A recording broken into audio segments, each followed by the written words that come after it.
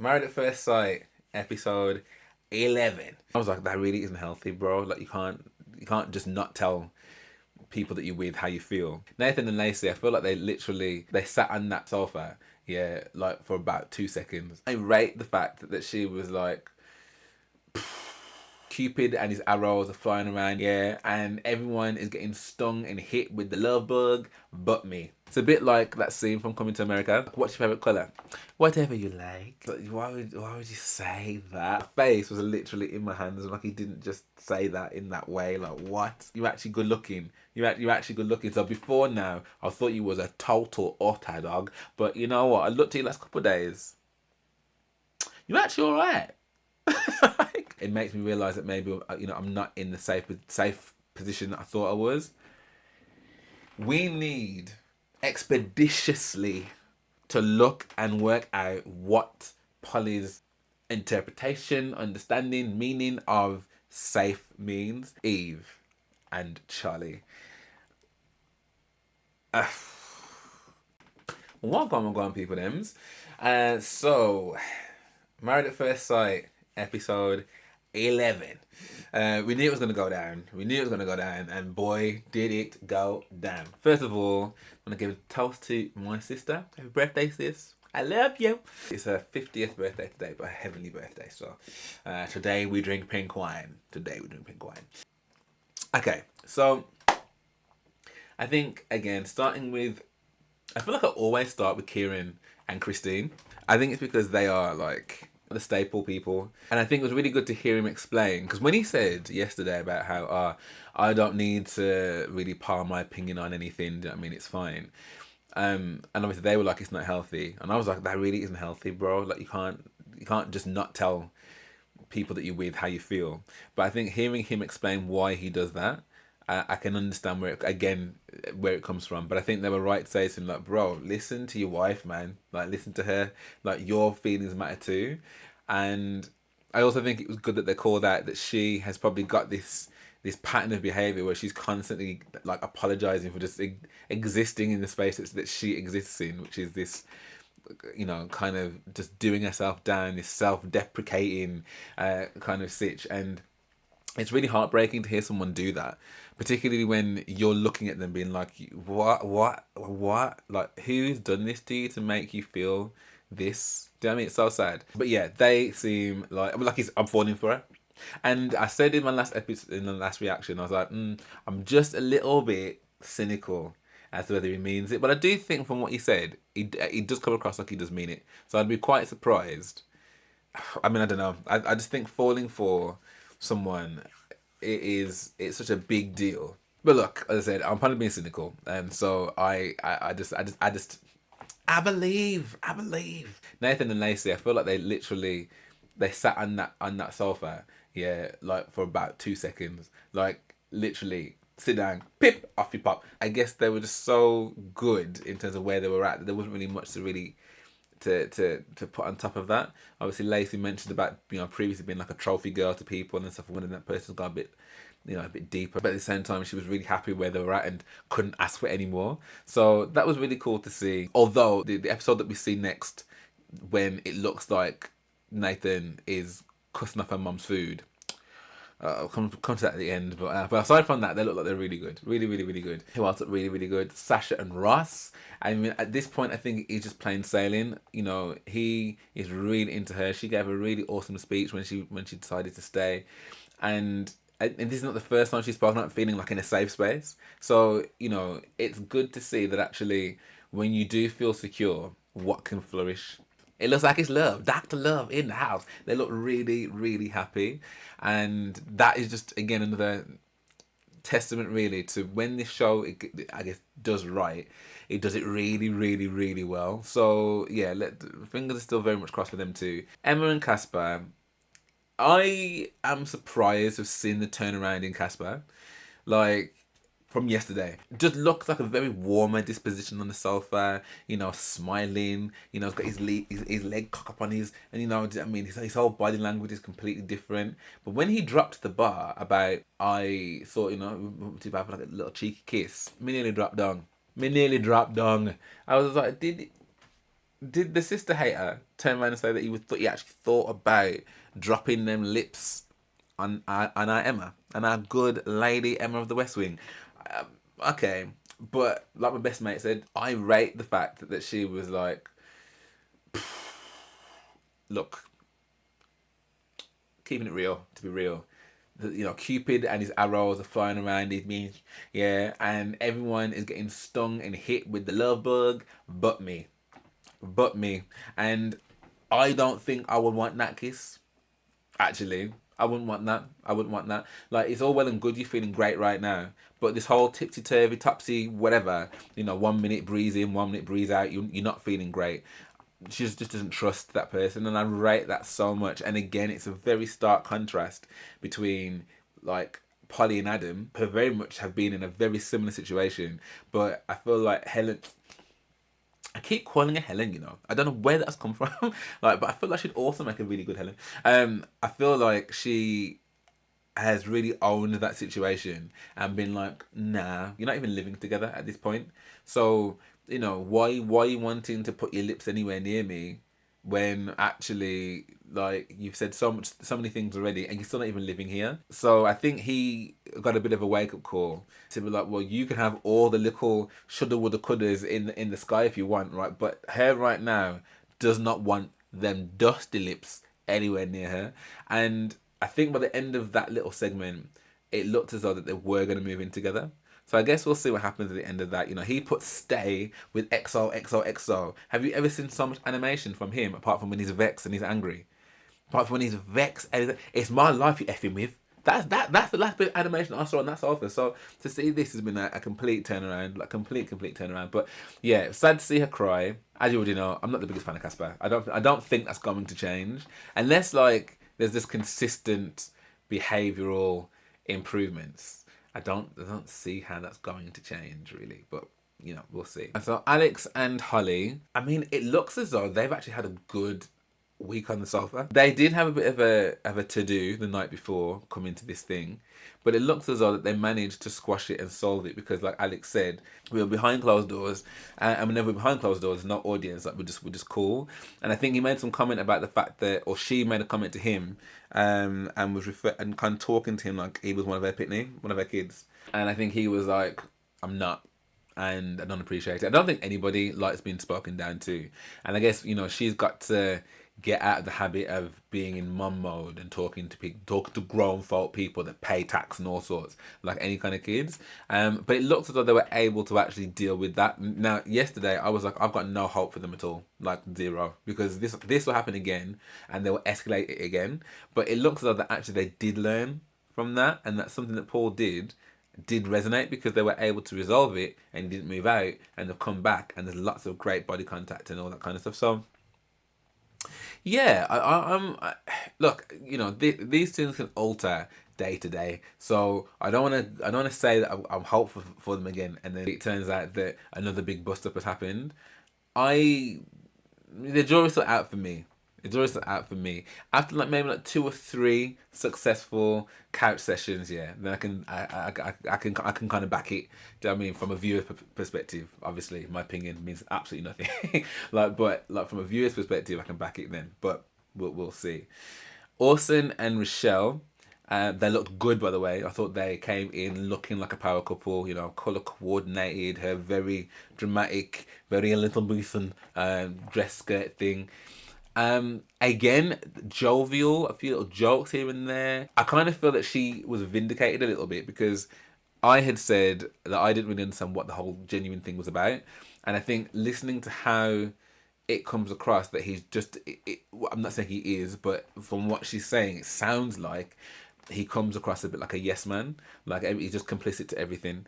And you know, you need a little bit of pushback. I would have thought anyway, in a relationship, because if you don't have that, you just got someone you can just walk all over, and there's nothing stimulating about that situation. Not for the person that's just giving in all the time, or for the person that is just having their way all the time. Like there's no passion, there's no conviction. It's just it's a bit like that scene from Coming to America. Prince Hakeem is due to be betrothed to that woman that was in What's Love Got to Do with It? I don't know her actual name. She's just, you know, like, what's your favourite colour? Whatever you like. What's your favourite food? Whatever you like. Bark like a dog. Ruff, ruff, ruff. Right? And it's like, you don't want that from somebody. You want them to have their own mind. So I'm not saying he's all the way that, but I think even having elements of that, I think that justifies a little bit as to what she was saying. And it's good that they called it out, that could actually be like a huge problem for like a relationship and stuff. So, but look, this is, I never thought that we'd be at this point with them two. The fact that she's even in the same breathing space as him is huge. So rate that. Adam and Polly. This guy, man, I I feel like every episode that I don't have anything that's like great to say when it comes to Adam. He started it off by again being all vexed and moody about the fact that he feels that she spoke to him in some kind of disrespectful way, some disrespectful manner, and he's like, if this wasn't outside, this marriage probably wouldn't continue because I don't like the way she spoke to me. But really and truly, I think most people consider that's cap. You're now using this whole situation as a get out of jail free card, really, because the question that they've asked you is about what do you need to do to prevent yourself from being just in the friend zone, and he goes straight into being like, oh, flirt more, and Polly's like, I know you didn't. Oh, I know you didn't because I do. I am the flirter here. I mean, I don't get nothing back. I don't know if it's Paul or one of them just like, listen, we're asking you right now, like, are you attracted to, you're physically attracted to her, and he's dancing around the topic and and I'm like, I'm not understanding this really, like, what? And he's like, look, when I look in her face, I don't get the desire to kiss her, which again I know sounds harsh. Yeah, it does sound harsh.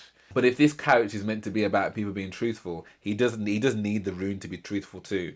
And I feel like he has been singing the same song from the wedding day. Yes, there's been a mixed message when it comes to actually sleeping with Polly, but I feel, it's not right that someone can kind of lie down with someone, but in the reality of the world, that does happen, right? That does happen to people. And I don't know whether you would then keep begging attention from that person who you slept with and hasn't really pooped on you since. Like, I heard nothing. When I do hear something, it's nothing of the pleasantness I'd like to hear. So I feel like he has said the same thing in different guises, in different ways. But I still don't rate him. I still don't rate him. I think he's still quite shallow. But he has at least let her know of what depth his water runs. So yeah, I'm a bit like, okay.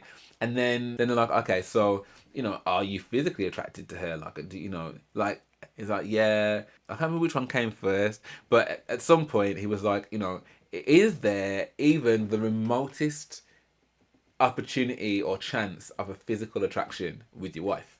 And he's like, yeah, there's like a little bit, like there's a little bit of something. Like I was actually looking at the last few days, and like, oh, actually, you're actually good looking or something. It just sounded so clunky the way he put that. Like, oh, actually, you're not as butters in than I thought. Like it just didn't give any kind of like compassion. It didn't feel like, and he's like, I say the wrong things, I'm on the spot. But I'm just like, why would you say that? My face was literally in my hands, and like he didn't just say that in that way. Like, what?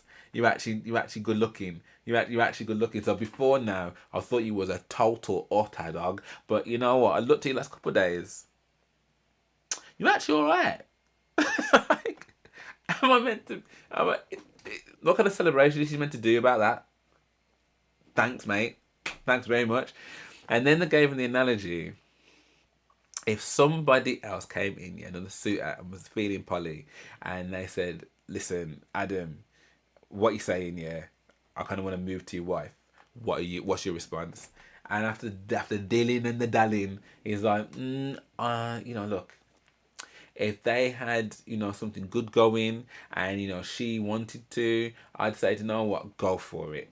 Because I want you to be happy. Now, I'm not saying that this guy is, a terrible, terrible human because I don't know him. So there's probably an element of that where he's actually being quite truthful. Like, I just want you to be happy. I want to be happy. I want you to be happy. I want everyone to be happy, right? But I feel like in that moment, you're not in it. You're not in it. You're not feeling this girl like at all. If you can like let someone else take her, like she's some kind of wayward camel that you can give away for like, couple quid. Like you take, cool. If you can be like that and so blasé about it, then realistically, what you're doing, and he's like, we haven't had the time yet to kind of, for me to give her what she wants. But you've had 2 weeks with this person that you're living with. Like, I'm not saying that you have to now be like married with like 14 kids, but you're saying you've not had enough time to give her what she wants. You're not giving her anything of what she wants. None. So I don't know whether he thinks that by beating around the bush and not saying the actual words that that's any better for Polly, because she's not. Well, I say she's not. She's don't need to be Inspector Morse, but then sometimes like, well, maybe you do, because again, he's told you this many times. The bar that killed me is when she goes, "Oh, Mel said, hearing that they're being given away to someone else." Thing. Does that make you feel differently about how you feel towards him? And she's like, yeah, actually, because I want him to say that he doesn't want someone to take me away and that he's interested in me, and it makes me realize that maybe I'm not in the safe position that I thought I was. We need expeditiously to look and work out what Polly's interpretation, understanding, meaning of safe means, because at what stage are you, and I don't mean physically safe or whatever, but in terms of like confidence, in terms of like just mental well-being, in terms of like a relationship that looks like it's going to move literally past the end credits of the show, what's safe? What is safe? What is safe about this situation? I was baffled when she said that. Have you ever had those friends, yeah, who they're going through a situation and then they call you up about it. They call you up on the phone about it. Bearing in mind in 2024, really, like, unless your house is on fire, you don't really need to call me. Like, it's fine. Like, a voice note or a text will do. But whatever, you called me. We're now on the phone. It's been 45 minutes to an hour of the same said conversation that you already had with me, like last week, probably the week before, probably the month before that, probably the year before that. We've been having this same conversation for so long. It's like, you're asking me for advice, I'm giving you the advice, and you're not taking it. And I feel like in this situation, I get that she's in an experiment and that she said she's going to stay another week, so she has to kind of give it her all. But, match his energy. Like, match his energy. Like, you're doing so much to accommodate this person that's not really doing much for you. Like, allow it, man. I feel as though that the perception that she has in her head of where it's at or where it's going feels kind of disjointed. So in a way, I'm kind of glad that they had that conversation and with the experts and stuff. But I'm also like, but surely you didn't need that conversation to know that this doesn't feel right.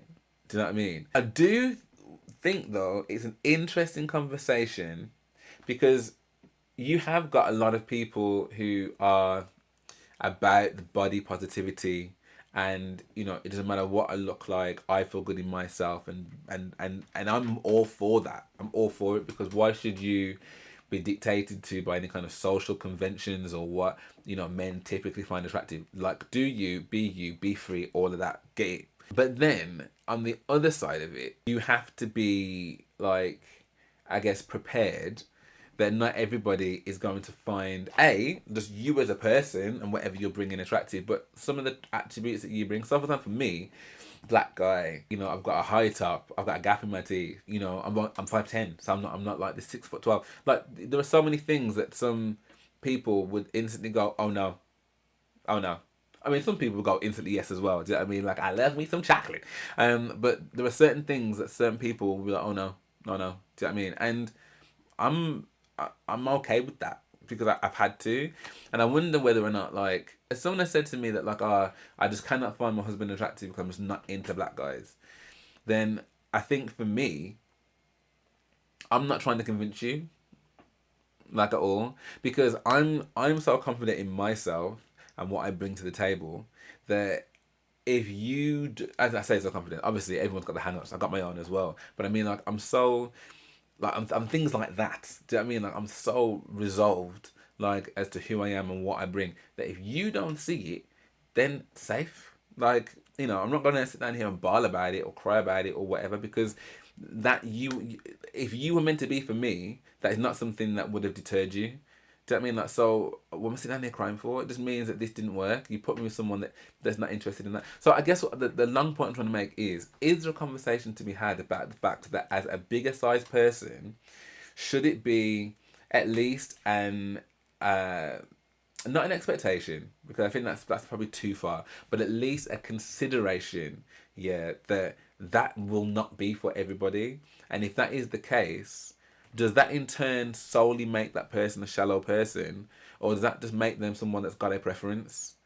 Do you see what I'm trying to say? Because like, I feel like he is definitely, and I've done it myself. I've vilified this guy. I don't rate him. But I'm also like, on the flip side, I'm like, but hang on a minute. You're asking him a question on the couch about what you, because he could have just said, no, I'm not physically attracted to you, and it's because I don't find ladies of your build, like, and your, how you're made up as a person. I just don't find that attractive to me.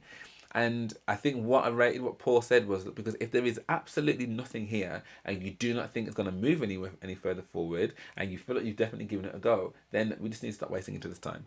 Do you know what I mean? So, and it's because, yes, I don't find that attractive to me.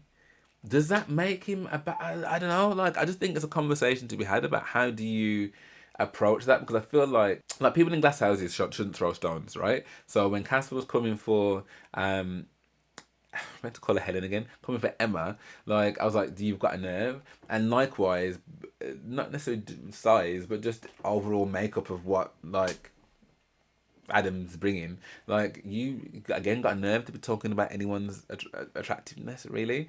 But that doesn't mean that he hasn't got an opinion, and that opinion, surely, is just as valid. Like, I'm not attracted to this. These are the things that make me go woo and make everything go woo. Like, if that's not going to make me go woo, I can't pretend that it's going to make me go woo, because it's not.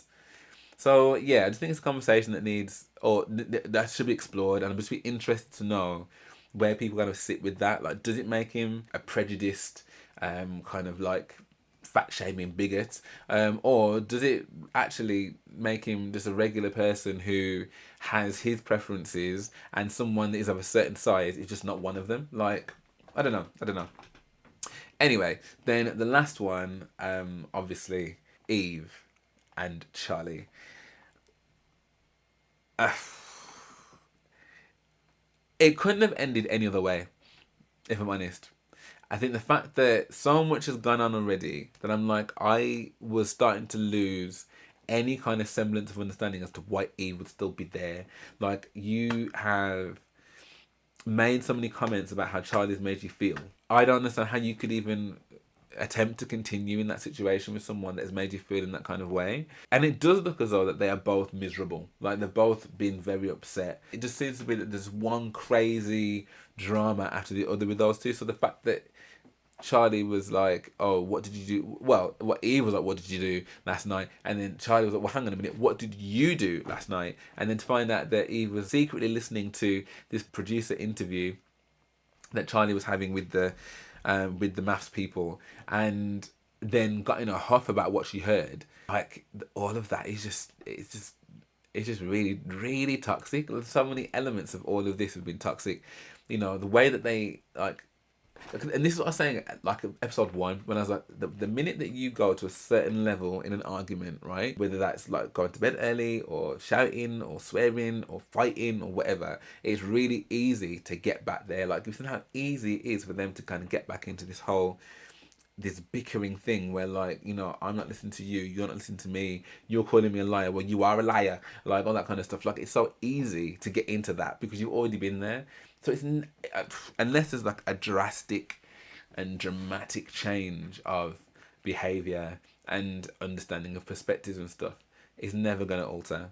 Like, that was my kind of like taking it from ages ago. But to see that it actually fell apart in this episode, it was like, well, this was a long time coming. Eve was like, I didn't do that, and Mel was like, well, to be fair, Eve, you've sat on this couch and you've already lied, so let's be real. So the fact that they already knew and already done the research to kind of find and get all their receipts. I want to see receipts. Like, they got their receipts in check and was like, you're a liar. You're a little liar. So, it's really easy when you're in public, in front of peers, experts, the nation, that you want to come across in a certain type of way. I feel like she didn't own enough. Like, by the end, she did apologize to Charlie and was like, "Look, I'm really sorry for the way I've made you feel. But I just don't trust you. I don't trust you." And once that trust is gone, it is really hard to build it back. And maybe, in hindsight, she's probably thinking, "I probably should have just never come back."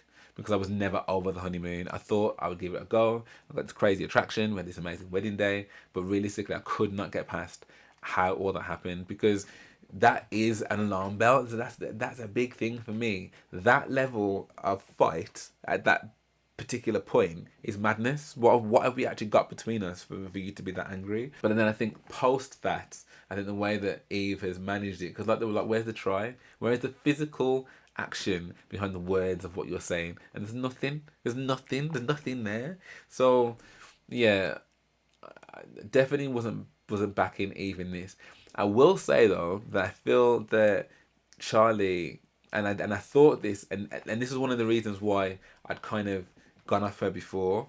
And when they were talking, when they were on the honeymoon, and one of the attempted reconciliations, they were like, they weren't going to talk about anything, and Charlie straight away went into, I've done everything for you, I've given you everything you asked for, and yet you still did it, and you still did it, and you still did it. And it's like, you're saying that you want her to take ownership of what she's done, but ultimately it cannot be that these arguments are escalating on her own. So what part are you playing in the post Mexico beef? What part are you playing in that? Just looking at eye contact and stuff when she's trying to explain, and she's she's looking at them as she's trying to explain and stuff, and it's like I also feel that, because we're not in those closed walled environments of what's being said, but I imagine that it isn't just a case of just, oh Eve, I've let you just have your space and that's fine and I'm just the doormat. I think that there's probably been an element of her being able to give things back too, that we just in terms of how she was interacting on the sofa at that point. Like, I thought she was upset, yes, but yeah, I don't know. I don't. I think this one is a very, very, very messy one. It's a very, very, very messy one, and I think, it's really difficult to kind of say this or that on one person's side. But I do think that Eve got called out on a few things that she clearly needed to be called out on, and what I respect her for is the fact that they wrote leave, because unlike Adam and Polly, who this is such a pointless union at this point. Like, what are you even doing together still? And deciding to stay, the two of you decided to stay. That's an absolute farce. It's a farce. Like, you don't. Why would you want to stay in a situation that you're not feeling this person and would rather give? Sorry. Yeah. Sorry. Oh, it's not even funny. You would rather give her to someone else than be like, no, I want to fight for this. So I want to see what's going to happen in this week for them too. But yeah, the right thing for Eve and Charlie was for them to go. I did feel bad for Eve in that she didn't really get any of the support from the other wives, really. Like, I just did see that Polly hugged her and was, because she gave this speech and was like, after Eve had spoken, she was all like, oh, and guys, I think you're amazing. Unfortunately, I never got to know any of you because a certain person decided to tell you all about me before I had the chance to. Just really kind of like petty. And Eve was like, head held high, Charlie. And, I think that was a good piece of advice, because I think it stopped her from chatting out any more waffle. And then after that, Polly was like, oh, we've still got a chance to get to know you, chick. Like, that's cool, cool, cool. But if you notice that hug that Charlie was giving her, she ain't interested in seeing our Polly again. I mean, maybe they might meet again at the reunion, or maybe they might sort things out. But in that particular moment and that hug, she don't business about your good words or your Gandalf words of wisdom. Just hug me and let me go. Let me go. So yeah, I think it was a juicy episode, and then obviously at the end of the episode, we got introduced to a new couple who's already getting the ick from a. Well, I thought he was a really good looking guy, so I'm like, but obviously we know it's not all about the looks. So depending on what he's like underneath that, might determine the cringe level. Oh yeah, and then Nathan. It looks like, I don't know if they're all meeting parents or whatever, but it looks like Lacey's mum's back on the scene, the one that had all the googly eyes for Nathan in the first place. And she's all like, do you love Lacey? Look me in the eyes and tell me you love her. Which I just thought was really, like, intense. I even had that conversation with Lacey, mum. And then it looked like he crossed off what I think was a bowl or pot of food that she'd put on. And again, I don't know how the editing works, but it looks like he looks at the pot and is like, oh, that's horrible. And her mum's getting consoled and stuff. I'm like, you did not come into a mother's house who has slaved over food for you, likely, even if it's not to your taste. You never put your big foot underneath her table and fixed your actual mouth to say that there. Look nasty. Look, Nathan, come on, bro. Come on, bro. Like, you could never do that in my house. Sorry. Like, not only like is my mom an amazing cook anyway, but like you could never do that with me and mine's. Could never. So even if the food's not to your taste, yeah, what you're not gonna do is sit down there in front of everyone and tell everyone how horrible the food. No, no, no, no, no, no, no, no, no, no, no, no, no, no. But again, I get it. Like ADHD. So you like thought, popped, head, said, done. Like, oh, I don't know, but I'll be very intrigued to see how that kind of pans out. And it could look like they were consoling her hard, like, you know. But maybe it's editing and the two things won't relate. We'll see tomorrow. But yeah, man, love to know what you guys thought of this. If you did enjoy this, then please do drop me a like and subscribe. That'd be amazing. Thank you very much. And yeah, I guess I'll see ya on the next one tomorrow.